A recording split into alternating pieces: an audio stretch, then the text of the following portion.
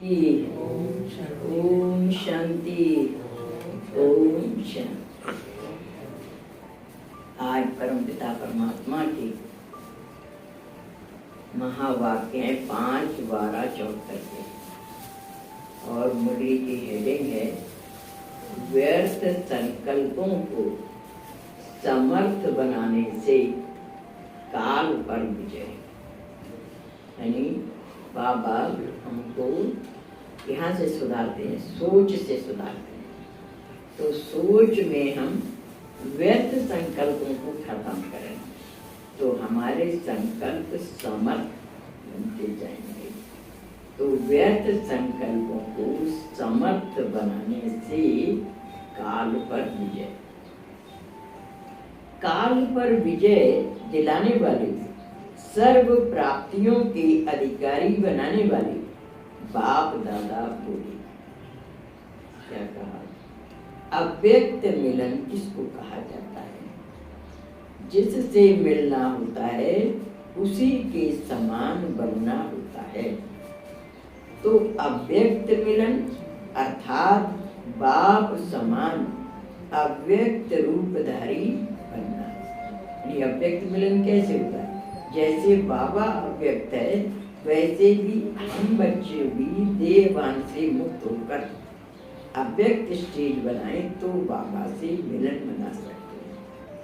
अव्यक्त अर्थात जहाँ व्यक्त भाव नहीं। क्या ऐसे बने हो? व्यक्त देश का, व्यक्त देह का और व्यक्त वस्तुओं का जरा भी आकर्षण अपनी तरफ आकर्षित ना करें। क्या ऐसी स्थिति बनाई है? यानी इस संसार की कोई भी चीज, कोई भी व्यक्ति, कोई भी आकर्षण हमें न कर पाए, अपनी तरफ न खींच पाए। आकर्षित, जरा भी आकर्षण अपनी तरफ आकर्षित न करे। क्या ऐसी स्थिति बनाई है? जब भौतिकता की हर चीज से हमारा आकर्षण खत्म हो जाएगा तभी हमारे अव्यक्त स्थिति बनेगी। क्योंकि व्यक्त का आकर्षण हमें अव्यक्त स्थिति बनाने में रुकावट डालता है। क्योंकि व्यक्ति में कहीं आकर्षण है, वस्तु में आकर्षण है, खाने पीने में आकर्षण है, किसी के देखने में भी हम व्यक्त को देख रहे हैं तो उसकी हमें फिर आ जाती है किसी की तारीफ करना, किसी की निंदा करना। इन सब से जब हम ऊपर उठ जाते हैं तब हमारी अव्यक्त स्थिति बनती है। तो व्यक्त देश का, व्यक्त देह का, व्यक्त वस्तुओं का जरा भी आकर्षण अपनी तरफ आकर्षित ना करे। क्या ऐसी स्थिति बनाई है? जो पहला पहला वायदा है कि तुम्ही से सुनूं और तुम्ही से बोलूं, यह वायदा निभाने के लिए सारा दिन रात जब तक अव्यक्त व निराकारी स्थिति में स्थित नहीं होंगे तो क्या बाप दादा के साथ साथ रहने का अनुभव कर सकेंगे? यानी जब तक अपनी अव्यक्त स्थिति नहीं बनाएंगे तो बाप दादा के साथ रहने का अनुभव नहीं कर पाएंगे। क्योंकि शिव बाबा है निराकारी और ब्रह्मा बाबा है आकारी, अव्यक्त स्थिति है। तो उनके साथ मिलन मनाने के लिए हम बच्चों को भी अपनी वही स्टेज निराकारी या आकारी स्टेज बनाए तो मिलन मना सकते हैं। तो सारे दिन में आप कितना समय यह वायदा निभाते हो?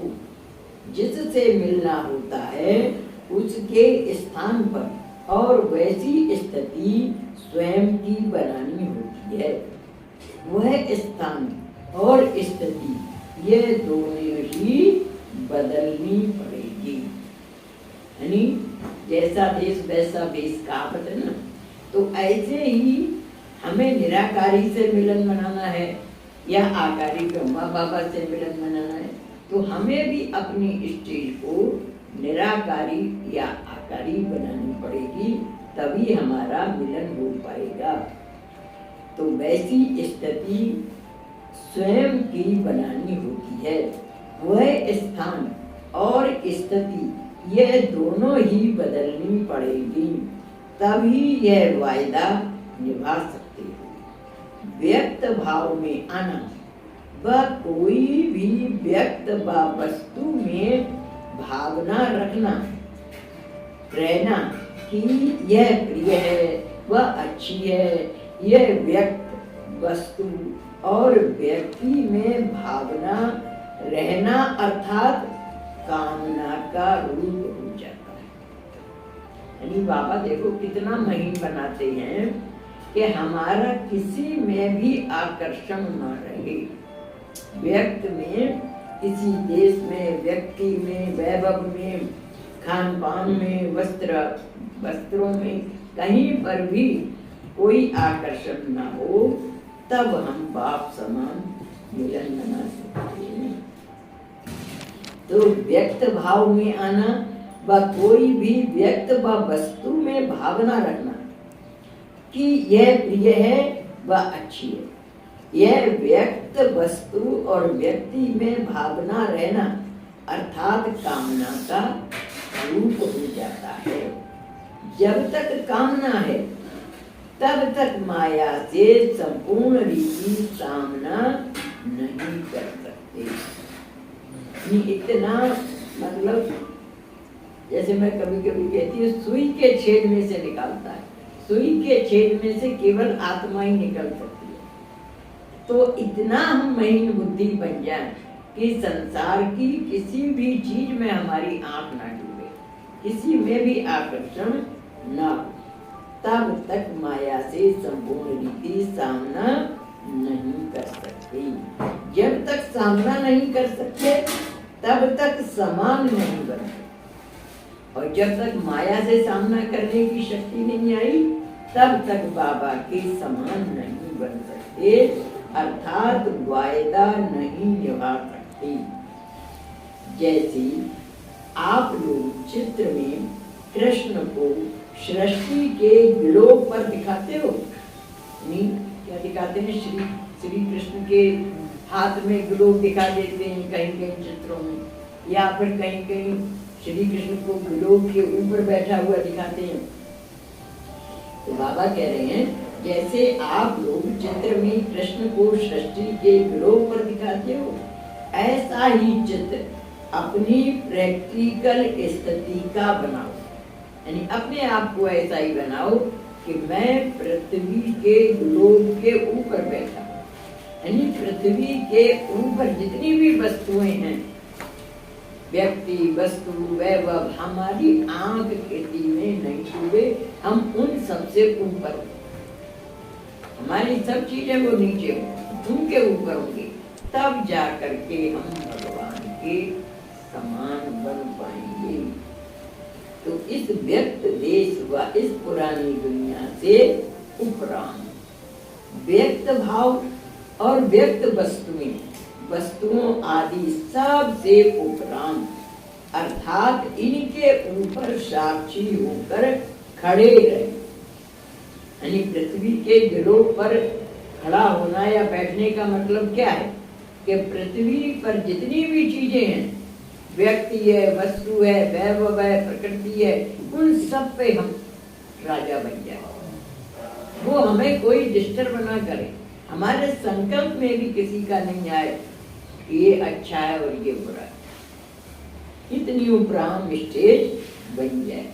इसलिए सब नहीं आ पाते हैं, ऐसी मेहनत करने वाले अष्ट रत्न ही बनते होंगे, इसलिए यही पास खिलौना होते हैं, सब नहीं हो पाते। तो बाबा कह रहे हैं इस व्यक्त देश व इस पुरानी दुनिया से उपरांत व्यक्त भाव और व्यक्त वस्तुओं आदि सब से उपरांत, अर्थात इनके ऊपर साक्षी होकर खड़े रहे। जैसे पांव के नीचे ग्लोब दिखाते हैं, वह ग्लोब के ऊपर बैठा हुआ दिखाते हैं, अर्थात उनका मालिकपन व अधिकारीपन दिखाते हैं। यानी ग्लोब के ऊपर बैठने की स्थिति का अर्थ क्या लगाया जाएगा कि ग्लोब के ऊपर पूरा राजा है।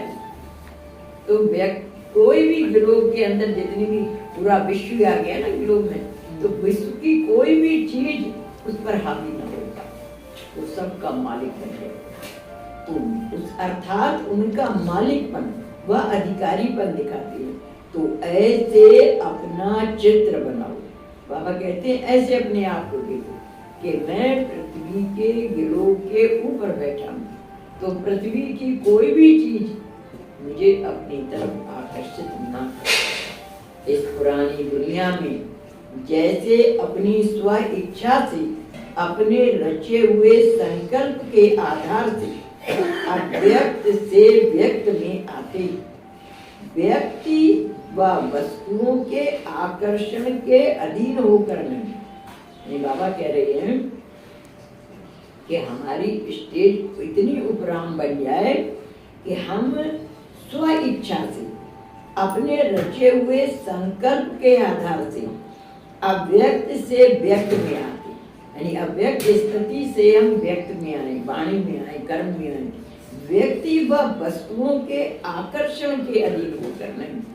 देखो एक होता है कि हम अधीन होकर के आकर्षण के अधीन होकर के कर रहे हैं, एक होता है कि अना आकर्षण, बिना कोई आकर्षण नहीं है लेकिन हम शरीर को चलाते हैं, जैसे खाना खाते हैं। एक होता है कि हमारा आकर्षण है, ये हमारी लाइकिंग की चीज है, और एक है कि कार में पेट्रोल डालना है, शरीर चलाना है, तो कार में खाना डालेंगे, कार में खाना, मतलब जैसे कार में पेट्रोल डालेंगे तभी तो कार चलेगी ना। ऐसे इस शरीर को हमें चलाना है, तो इसमें कोई आकर्षण की वजह से हम खाना नहीं खाएं कि आज ये चीज बनी है तो हमारा बहुत आकर्षण बन गया, बहुत अच्छी चीज बनी है, और अगर हमारी रुचि की चीज हमें नहीं मिली तो कल को खाना ही नहीं खा रहे, तो क्योंकि ऐसी लाइकिंग डिसलाइकिंग होती है ना। तो बाबा कह रहे हैं ये लाइकिंग डिसलाइकिंग से भी ऊपर आपकी स्टेज हो जाए, इसी में भी लाइकिंग नहीं, जो मिल जाए जैसा मिल जाए उसमें संतुष्ट रहने की आदत बन जाए। टाइप नहीं बनो, यही होना चाहिए, यही होगा तो मैं खाऊंगा, ये ऐसा मिलेगा तब मुझे खुशी होगी। हम हर परिस्थिति में हर व्यक्ति के साथ एडजस्ट हो सके, ऐसी हमारी एडजस्टिंग नेचर बन जाए।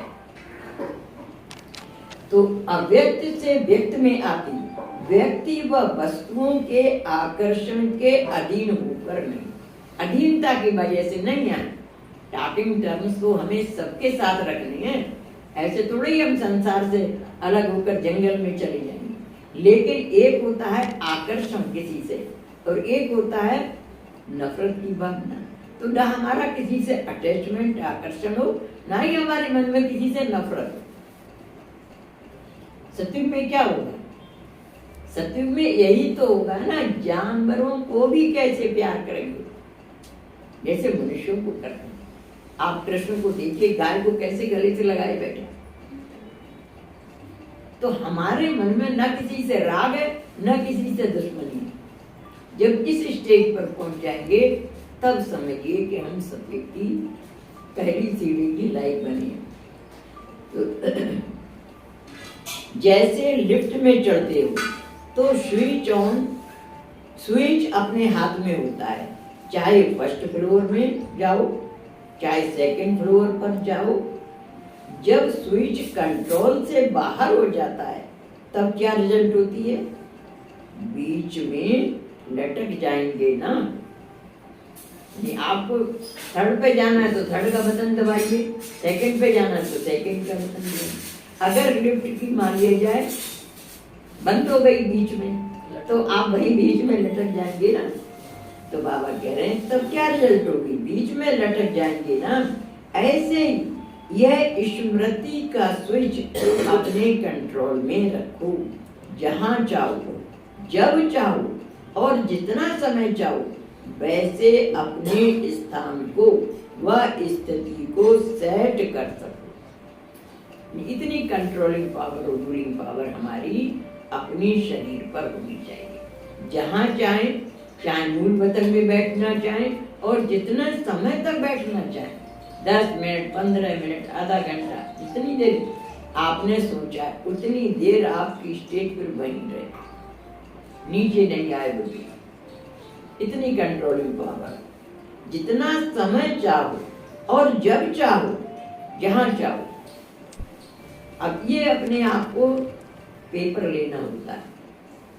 आपका मूड खराब है और कुछ समय कहो बैठो परमधाम में, देखो संसार की बात याद आ रही है क्या, या मैं अपने शरीर की राजा बन गई हूँ, वहां बैठना है तो मुझे संसार की कोई बात याद ना आए। ये अपने आप को ही कंट्रोल करने के लिए अपना पेपर अपने आप लेना है, क्योंकि अंदर की मशीनरी है, कोई बाहर वाला नहीं देख रहा है कि आप परमधाम में बैठे हो कि सूक्ष्म मतन में बैठे हो, कितनी देर बैठे हो। घड़ी से देख करके अभ्यास करो, 10 मिनट मुझे परमधाम में बैठना है, तो 10 मिनट मेरी बुद्धि नीचे तो नहीं आती है। अगर आती है, मान लिया मेरी अपने शरीर पर कंट्रोलिंग पावर नहीं है, ये अभ्यास करते हैं ना, तब हम परफेक्ट बन पाते हैं। तो बाबा कह रहे हैं कि जब चाहो और जितना समय चाहो वैसे अपने स्थान को व स्थिति को सेट कर सको। क्या ऐसे अधिकारी बने हो? क्या काल पर विजय प्राप्त की है? काल अर्थात समय, तो काल पर विजयी बने हो क्या? अगर पांडव सेना की व शक्ति सेना की यह स्टेज अंत में आएगी तो साइलेंस पावर तो साइंस से कम हो गई। अब अभ्यास तो करते हैं, लेकिन क्या होता है कभी कभी बीच में कोई आ गया तो डिस्टर्ब हो जाता है। तो बाबा कह रहे हैं कि साइलेंस पावर यानी हमारी शांति की शक्ति है, और ये साइंस है, साइंस पावर। जब साइंस पावर से हम कंट्रोल कर सकते हैं तो साइलेंस पावर तो उससे ज्यादा पावर तो होगी ना, क्योंकि ये जो एपरेटस बनाते हैं साइंस वाले, ये सब भी साइलेंस में बैठ करके बनाते हैं। घंटों घंटों लेबोरेटरी में ये अभ्यास करते हैं उसको बनाने का, ऐसे नहीं बन जाते। ये मोबाइल, पंखा, ये जो भी चीजें एपरेटस हैं साइंस के, इन लोगों ने भी बहुत मेहनत की है। एक किताब है साइलेंस और साइंस, इंग्लिश में किताब, तो उसमें बताया कि हमारी साइलेंस पावर इतनी पावरफुल हो कि हम साइंस पर विजय प्राप्त कर सकते हैं। वो साइंस के एपरेटस जैसे बनाते हैं, वैसे ही हमारी साइलेंस पावर इतनी पावरफुल हो। तो उसके लिए हमें अपने ऊपर हर एक विद्यार्थी को बहुत मेहनत करनी है, क्योंकि साइंस ने तो अभी भी इन तत्वों पर विजय प्राप्त कर ली है। देखो साइंस ने विजय प्राप्त कर ली है, माचिस की काड़ी लगाई, जलाई और आग तैयार हो गई, नल की टोटी दबाई तो पानी तैयार हो गया, बटन दबाया लाइट आ गई, पंखा चल गया। ये सब तत्व है ना। एक इलेक्ट्रिक कार चल गई है तो भीड़ हो तो उड़ लेती है। तो ऐसे जब ये साइंस वाले इतनी तैयारी कर सकते हैं, इन्होंने कहते ना रावण ने अपने पाये से बांध रखे थे जी, अग्नि वायु देवता इनको अपनी चारपाई के पाये से बांध रखा था। तो आज ये रावण राज्य की तो कमाल है। तो ये सब तत्वों पर विजय प्राप्त कर लिए ना, तो हम बच्चे क्या साइलेंस की पावर से इतनी शक्ति नहीं अपने अंदर जमा कर सकते क्या? साइलेंस से खोज की है उन्होंने, साइलेंस से ही तो खोज किया है सब। तो हम बच्चों को बाबा साइंस से भी आगे बढ़ाना चाहते हैं। पढ़ाने वाला समझता होगा ना कि हमें से जरूर कोई बिरले तो होंगे ही, तभी तो बाबा पढ़ा रहा है ना। पढ़ाने वाला टीचर फर्स्ट क्लास स्टूडेंट की दृष्टि से पढ़ाता है, थर्ड क्लास स्टूडेंट को देख करके नहीं पढ़ाता। जरूर कोई ना कोई ऐसे बच्चे होंगे जिन्होंने इन तत्वों पर विजय प्राप्त की होगी, तब तो भगवान पढ़ा रहा है ना। इम्पॉसिबल बात तो बताएगा ही नहीं ना। बाबा को ऐसी बातें कहाँ से ज्ञान है, कहाँ से प्रैक्टिकल में बताते हैं एग्जाम्पल, मतलब उसकी कैसे वो शक्ति प्राप्त कर सकते हो उसका तरीका सिखाते हैं ब्रह्मा। जितना आप व्यर्थ संकल्पों को समाप्त करेंगे उतने ही आपके पावरफुल संकल्प बनते जाएंगे। तो बाबा कह रहे हैं आगे कि जब रावण ने अर्थात रावण की शक्ति साइंस ने अभी भी काफी हद तक तत्वों पर विजय प्राप्त कर ली है, तो साइंस आपसे पावरफुल हुई ना। जब साइंस से ये सब हो सकता है तो साइंस पावरफुल हुई ना। जब साइंस की शक्ति अपना प्रत्यक्ष सबूत दे रही है तो साइलेंस की शक्ति अपना प्रत्यक्ष सबूत क्या अंत में देगी? बाबा पूछ रहे हैं बच्चों से, जब साइंस के सब देख रहे हो ना, हवा खड़ी है, हवा रोशनी दे रही है, रोशनी दे रहा है, पानी आ रहा है, सब कुछ, तो बाबा ये कह रहे हैं जब साइंस अपना मतलब सबूत दे रही है तो आप साइलेंस की शक्ति अपना प्रत्यक्ष सबूत क्या अंत में देगी? समय पर विजय अर्थात काल पर विजय, यानी समय पर विजय यानी काल पर विजय, इसकी परसेंटेज अभी कम है। अपने को निराकारी स्थिति व अव्यक्त स्थिति में स्थित तो करते हो, लेकिन जितना समय स्थित रहना चाहते हो उतना समय उस स्थिति में स्थित नहीं हो पाती। जैसे मैंने अभी कहा ना कि 10 मिनट आप बैठे सोच के कि मुझे 10 मिनट परमधाम में बैठना, अब 10 मिनट से पहले अगर बुद्धि नीचे आ गई माना कंट्रोलिंग पावर नहीं, रूलिंग पावर नहीं है। ये दोनों शक्तियां हम बच्चों को बढ़ानी है अपने अंदर, तो उस स्थिति में स्थित नहीं हो पाते। स्टेज के अनुभव की प्राप्ति करते हो यानी पहुंच जाते हैं परम धाम में, बैठते भी हैं, मेहनत भी करते हो, लेकिन काल पर विजय नहीं कर पाते हो, यानी समय पर नहीं, उतने समय तक वहां स्टे नहीं कर पाते, तो काल पर विजय नहीं कर पाती हो। इसका कारण क्या है? सोचते हो कि आधा घंटा पावरफुल याद में बैठेंगे और आधा घंटा बैठते भी हो और प्लान भी बनाते हो, लेकिन जितना जितना जिस स्टेज के लिए सोचते हो उतना ही समय उस स्टेज पर स्थित नहीं होते हो, मतलब उतना समय नहीं बैठ पाते। ये हमने प्रैक्टिकल अनुभव बहुत किए। जब हम मुरलियां पढ़ते थे ना तो कोई फोन की घंटी बज गई, कभी कोई दरवाजे पे नॉक कर दिया आके किसी ने, मतलब कर नहीं पाते थे। तो वो माया का व्यवधान, तो परीक्षा तो लेने आती थी ना माया, तो इसलिए डिस्टर्ब हो जाता था। तो बाबा कहते हैं उतना ही समय उस स्टेज पर स्थित नहीं होती हो। सोचते हो स्विच ऑन 3rd फ्लोर पर करें, लेकिन पहुंच जाते हो 2nd फ्लोर पर या 1st या ग्राउंड फ्लोर तक पहुंच जाते हो, क्योंकि काल पर विजय नहीं। इसका कारण यह है कि बार बार सारे दिन में समय गंवाने के अभ्यासी हो। व्यर्थ के ऊपर अटेंशन देने से ही काल पर विजय प्राप्त करने में समर्थ बनेंगे। अब कैसे बताया बाबा ने तरीका कि व्यर्थ के ऊपर अटेंशन देने से हमारी टाइम एनर्जी ये कहीं व्यर्थ की बातों में खर्च ना हो। जब व्यर्थ से हम रोकेंगे तब हम सफलता प्राप्त कर सकेंगे।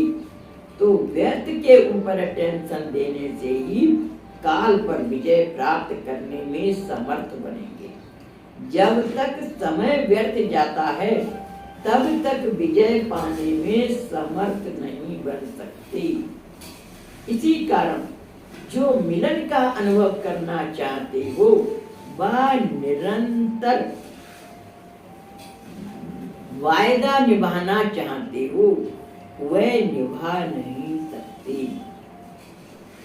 तो अब अपनी तकदीर की तस्वीर सर्व तत्वों पर और काल पर सदा विजयी की बनाओ।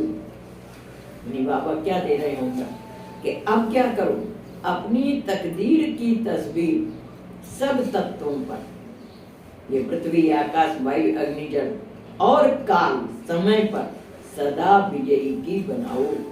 जब एक एक सेकंड व्यर्थ से समर्थ में चेंज करो तभी विजयी बनेंगे। अच्छा, यानी एक एक सेकंड भी बहुत कीमती है, इसलिए गीत बनाया है ना, संगम का एक पल भी खोना नहीं, बीज व्यर्थ कर्मों का बोना नहीं। यानी एक एक पल यहाँ पर उसकी वैल्यू, टाइम वेस्ट नहीं करो, एनर्जी वेस्ट नहीं करो। जैसे 10 रुपए का नोट आप ऐसे ही नहीं फेंक देंगे, ऐसे ही एक सेकंड भी 10 रुपए से ज्यादा कीमती है। टाइम क्यों वेस्ट करते रहते? उसको सफल करेंगे तब आप सक्षम बन पाएंगे। अच्छा, ऐसे सदा विजयी, सदा अधिकारी, निरंतर वायदा निभाने वाले, हरेक को व्यर्थ से समर्थ में परिवर्तन करने वाले, सदा व्यक्त भाव से परे अव्यक्त स्थिति में रहने वाली, लकी सितारों व समीप सितारों को बाप दादा का प्यार और नमस्ते। ऐसा श्रेष्ठ बनाने वाले बाप दादा को हम रूहानी बच्चों का प्यार नमस्ते नमस्ते नमस्ते। हम सब नमस्ते और आज के महावाक्यों का सार है।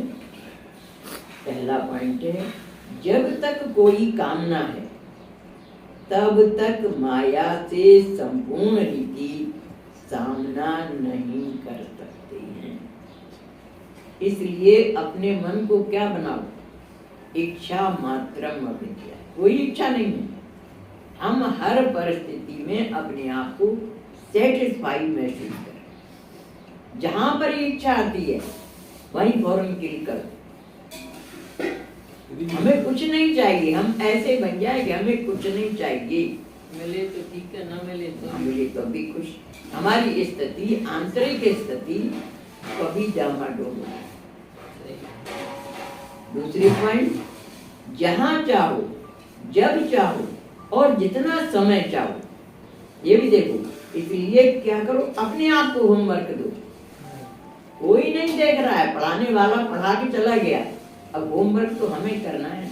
बैठो 10 मिनट, आधा घंटा बैठो एक ही पोजीशन में, परम धाम में बैठेंगे, सूक्ष्म बर्तन में बैठेंगे। देखो आधा घंटे तक बुद्धि कहीं गई क्या? क्यों गई? क्योंकि कंट्रोलिंग पावर में नहीं है बुद्धि, अपनी मनमानी कर रही है ना, तभी तो दूसरी तरफ संकल्प जा रहा है। ऐसे अपना टीचर बन के अपने आप को चलाओ, तब ये शरीर की कार आपका ओबीडिएंट बन पाएगी। शरीर को चलाना कोई आसान काम नहीं होता, बहुत मेहनत करनी पड़ती है अपने ऊपर। जैसे अपन स्कूटर कार चलाना सीखते हैं तो एक दिन में आ जाता है क्या? उसकी भी प्रैक्टिस करनी पड़ती है ना, तब जाकर के वो स्कूटर कार चलाना सीखते। ऐसे ही ये शरीर की कार को चलाने की प्रैक्टिस करो, तब इस शरीर के राजा बन पाएंगे। जब यहाँ शरीर के राजा बन जाएंगे तो वहां का विश्व राज्य अधिकार आपको मिलेगा। जब यहाँ ही शरीर के राजा नहीं है तो वहां कैसे विश्व राज्य अधिकारी बनेंगे?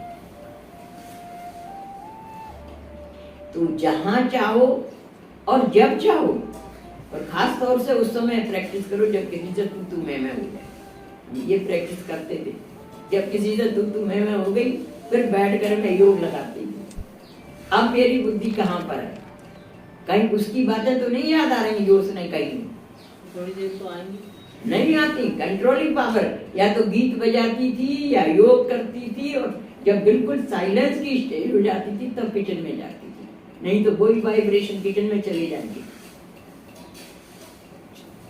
और खाने वालों के मन में वही संकल्प आएंगे।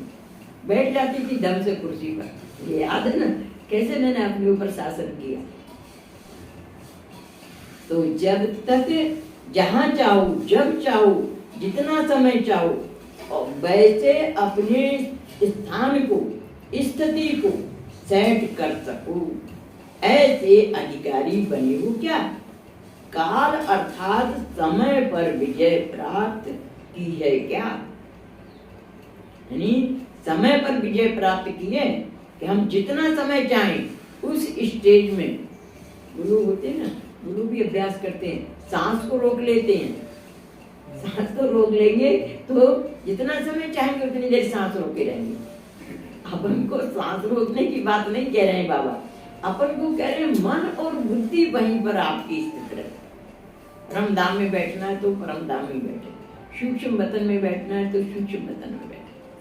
हम ये ओम की ड्रिल कराते हैं ना, तो उसमें आधा पौना घंटा लगता है, हम आधा पौना घंटा परम धाम में बैठते हैं, जितनी देर ओम की ड्रिल बनती है। अभ्यास करते हैं, अगर बुद्धि नीचे आई फौरन ऊपर, तब तो सकाश दे पाएंगे पूरे विश्व को, पूरे ग्लोब को सकाश देती है। तो कैसे, अगर बुद्धि नीचे आ गई तो कैसे सकाश देंगे? हाँ, कोई पॉइंट अगर यहाँ का है तो फिर यहाँ पर बुद्धि आएगी दुनिया वालों के लिए, लेकिन जब परम धाम से हम सकाश दे रहे हैं तो पूरे ग्लोब को सकाश देते हैं।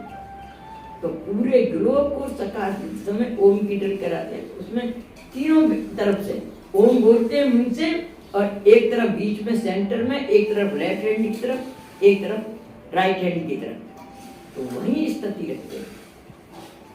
बहुत अभ्यास कराती मैं, कोई आए तो आवाज बिल्कुल नहीं हो, इससे डिस्टर्ब हो जाए।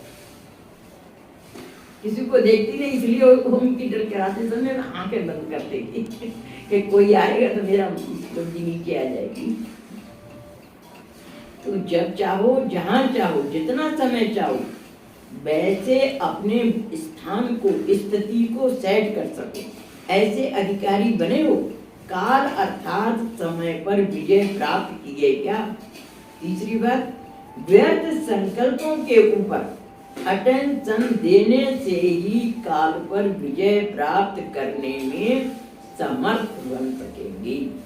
व्यर्थ संकल्पों के ऊपर अटेंशन देने, यानी आपके संकल्प दिमाग में आ रहे हैं। अब सोचो, तो वाहियात बात है ना, इनमें सोच के अपनी एनर्जी क्यों वेस्ट कर रहे हैं? उसके घर में क्या हो गया, उसने क्या किया, आज अखबार में क्या था, ये सब बातों में हम टाइम वेस्ट कर रहे हैं।